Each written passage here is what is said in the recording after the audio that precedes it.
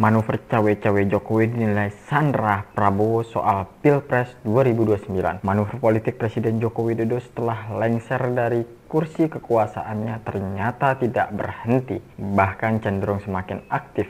Publik melihat bahwa Jokowi alih-alih menepi seperti kebiasaan sebagian besar mantan presiden, justru masih terus menempatkan dirinya sebagai figur kunci dalam percaturan politik nasional. Dalam banyak kesempatan, Jokowi menegaskan bahwa dirinya tetap cawe-cawe atau ikut campur dalam urusan politik dengan alasan menjaga kesinambungan pembangunan dan stabilitas negara. Namun, di balik pernyataan normatif itu, banyak pihak yang menilai Pak Jokowi tengah menjalankan strategi besar yang lebih dalam, mengamankan masa depan politik keluarganya, khususnya Gibran Rakabuming Raka, sekaligus menyandra ruang gerak Presiden Prabowo Subianto menjelang Pilpres 2029. Dugaan bahwa Jokowi masih memegang kendali besar terlihat jelas sejak Pilpres 2024. Saat itu keterlibatan Jokowi tidak hanya berupa dukungan verbal. Ia turun langsung memastikan mesin birokrasi, partai koalisi, serta jaringan relawan yang bekerja untuk dari orang serta jaringan relawan bekerja untuk pasangan Prabowo Gibran. Jokowi menanggalkan sikap netral yang biasanya diharapkan dari seorang presiden aktif.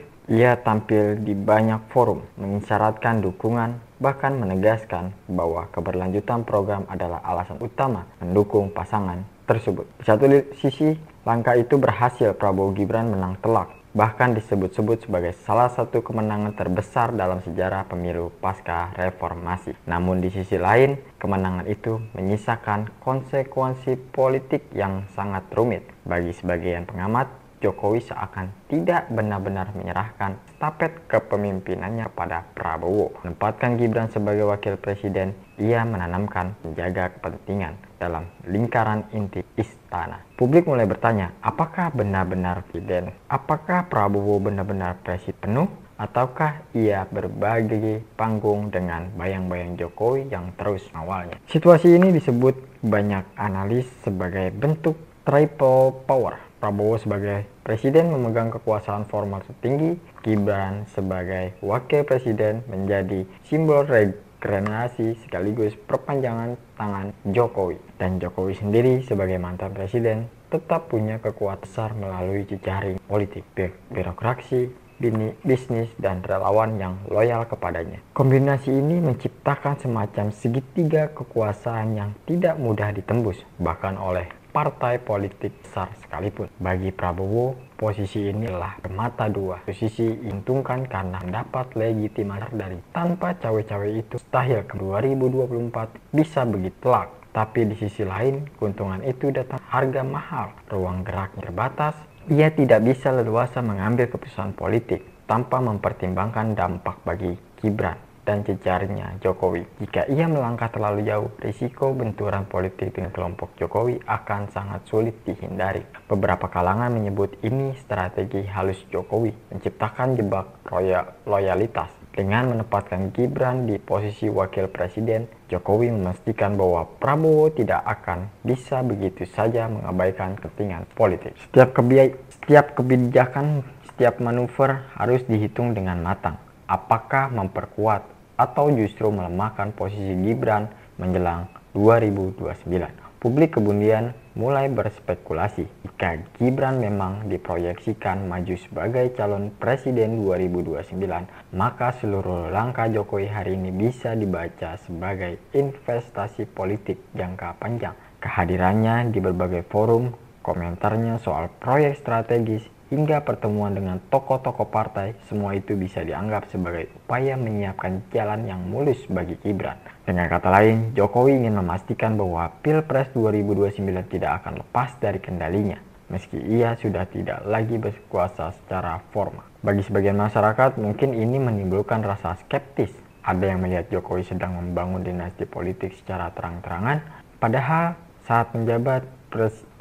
sangat menjabat, ia berulang kali menolak tuduhan soal dinasti. Ia selalu menegaskan bahwa setiap warga negara berhak maju dalam politik. Namun, realitasnya, dengan Gibran yang sudah di kursi Wapres, Kaesang memimpin partai dan relawan-relawan Jokowi tetap solid narasi dinasti semakin sulit ditepis.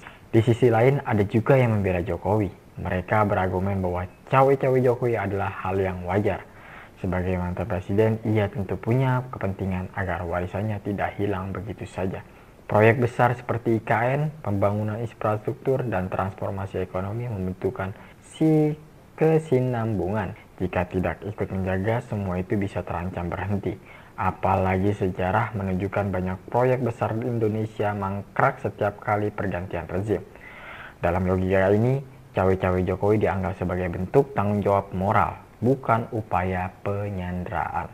Namun dalam politik, persepsi ini seringkali lebih kuat daripada fakta. Selama publik percaya bahwa Jokowi sedang bermain di balik layar, persepsi itu akan hidup dan membentuk opini. Dan opini inilah yang bisa menggerus wibawa Prabowo sebagai presiden. Jika masyarakat menganggap Prabowo hanya sekedar penerus Jokowi tanpa identitas politik sendiri, maka legitimasi kepemimpinannya akan terganggu. Dalam sejarah Indonesia, hubungan antara presiden baru dengan presiden yang lama memang selalu penuh drama. Megawati dengan SBY, SBY dengan Jokowi, semuanya menunjukkan pola yang sama. Presiden lama cenderung ingin tetap punya pengaruh, sementara presiden baru ingin menegaskan kemandiriannya. Bedanya kali ini faktor keluarga ikut bermain. Kehadiran Gibran di pucuk kekuasaan itu membuat skenario 2029 jauh lebih menarik. Jika Gibran mencalonkan diri pada 2029, ia punya modal yang besar, status wapres, kedekatan dengan Prabowo, dan jejaring Jokowi. Tapi jika ia gagal, seluruh skema dinasti Jokowi bisa runtuh seketika. Karena itu, Jokowi diperkirakan tidak akan tinggal diam.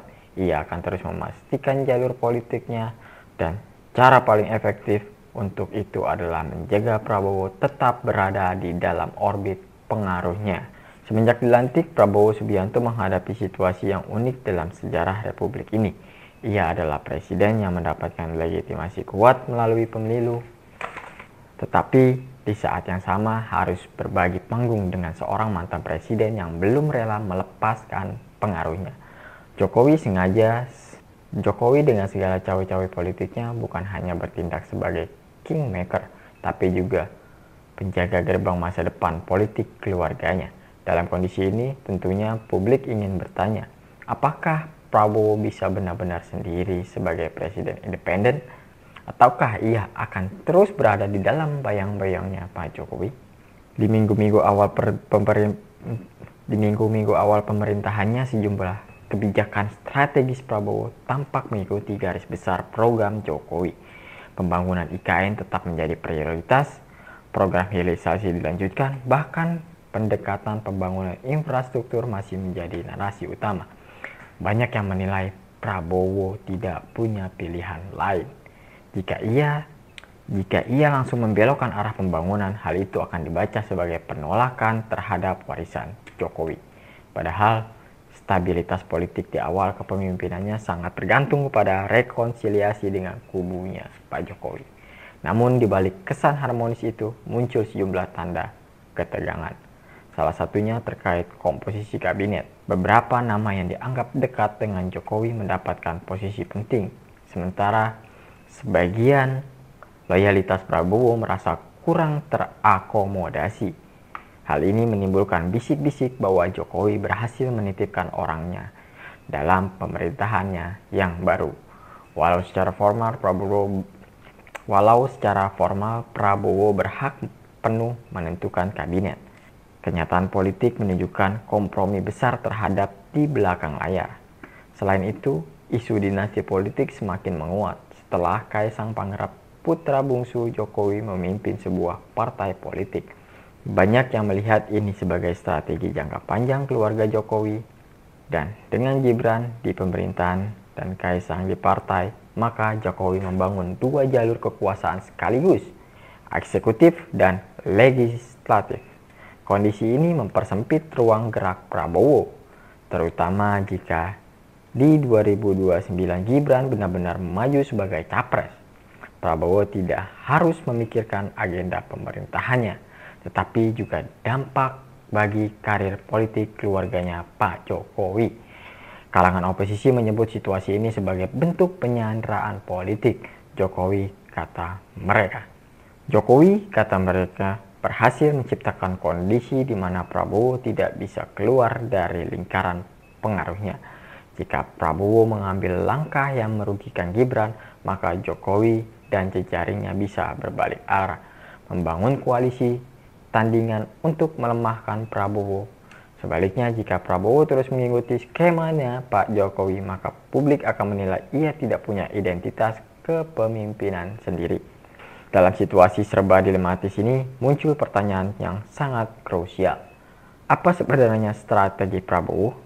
Beberapa analis menilai Prabowo akan memilih bersabar di awal. Ia tahu bahwa stabilitas politik adalah modal penting untuk menjalankan program pemerintah. Karena itu, ia cenderung mengakomodasi kepentingan Jokowi sembari perlahan membangun basis kekuatan sendiri. Dengan caranya, Prabowo sedang mengumpulkan kekuatan agar pertengahan periode ia bisa lebih mandiri. Tanda-tanda itu mulai terlihat dari upaya Prabowo merangkul partai-partai non-koalisi. Ia sadar bahwa bergantung penuh pada jejaring Jokowi akan berbahaya di jangka panjang. Karena itu perlahan ia membuka ruang bagi oposisi untuk masuk dalam lingkaran kebijakan. Dengan begitu, ia punya alternatif dukungan jika suatu saat hubungan kubu Jokowi retak. Namun, langkah ini tidak sangat mudah. Jokowi masih punya pengaruhnya kuat, baik di input politik. Relawan-relawan Jokowi yang dulu bermainkan Prabowo tetap solid, dan mereka lebih loyal pada Jokowi dari Prabowo. Konflik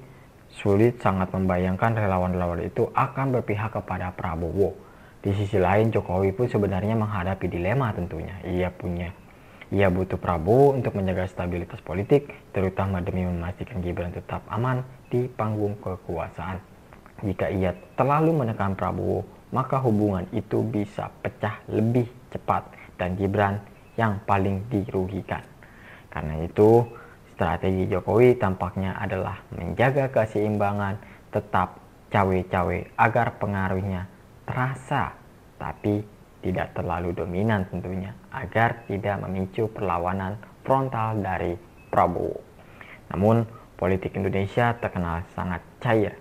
Situasi yang terlihat stabil hari ini bisa berubah drastis dalam hitungan bulan. Sejarah menunjukkan hubungan yang tampak mesra antara presiden lama dan presiden baru bisa pecah sewaktu-waktu.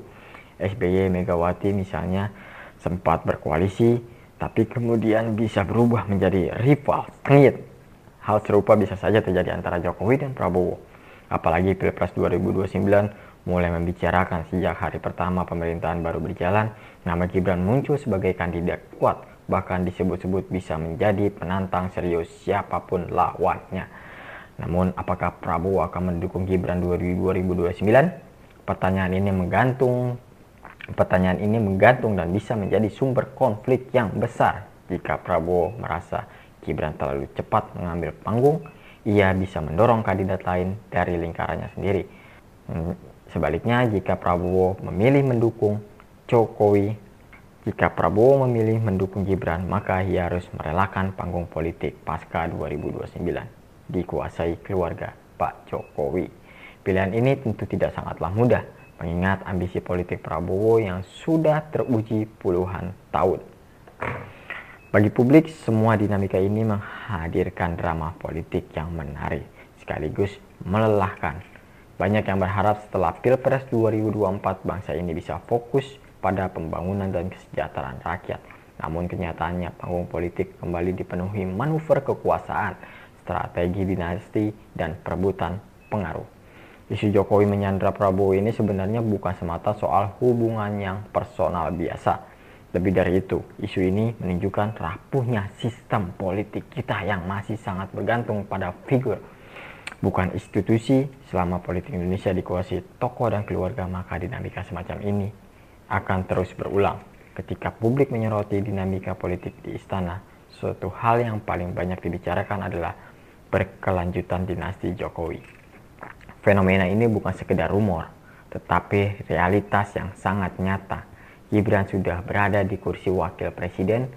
Keduanya membuat banyak pengamat menyebut keluarga Jokowi sebagai kekuatan bayang di balik pemerintahan Prabowo. Meski secara formal Jokowi tidak lagi menjabat, keberadaan Gibran di lingkaran kekuasaan memberi jaminan bahwa ia tetap bisa ikut campur dalam kebijakan. Banyak analis politik berpendapat inilah bentuk paling konkret dari cawe-cawe politik Pak Jokowi. Ia tidak sekedar memberikan arahan, tetapi menempatkan wakil keluarganya langsung di pucuk kekuasaan negara. Disinilah dilema Prabowo semakin terlihat. Sebagai presiden, ia tentu ingin dicatat dalam sejarah sebagai pemimpin besar dengan program-program monumental tentunya. Namun, bagaimana ia bisa mencapai itu jika setiap langkahnya selalu diukur dalam kaitannya dengan kepentingan keluarganya, Pak Jokowi. Jika kebijakan sesuai dengan arah Jokowi, publik akan menilai ia tidak orisinal. Jika kebijakan berlawanan, ia akan berhadapan langsung dengan jaringan Jokowi yang masih kuat di parlemen, partai, hingga media. Maka tidak heran sebagai kalangan menyebut hubungan ini sebagai bentuk penyandra politik. Jokowi ibarat meletakkan pion penting di atas papan catur yang membuat Prabowo tidak bebas melangkah. Bagi Prabowo, satu-satunya jalan adalah dengan menciptakan kekuatan tandingan yang mampu menyeimbangkan dominasi Jokowi. Pilpres 2029 dengan demikian bukan hanya soal siapa yang menang dan kalah, tetapi juga soal narasi besar. Apakah Indonesia akan terus berada dalam orbit Jokowi, ataukah mampu melahirkan babak baru di mana Jokowi hanya tinggal kenangan, bukan lagi penentu arah. Sekian. Assalamualaikum warahmatullahi wabarakatuh.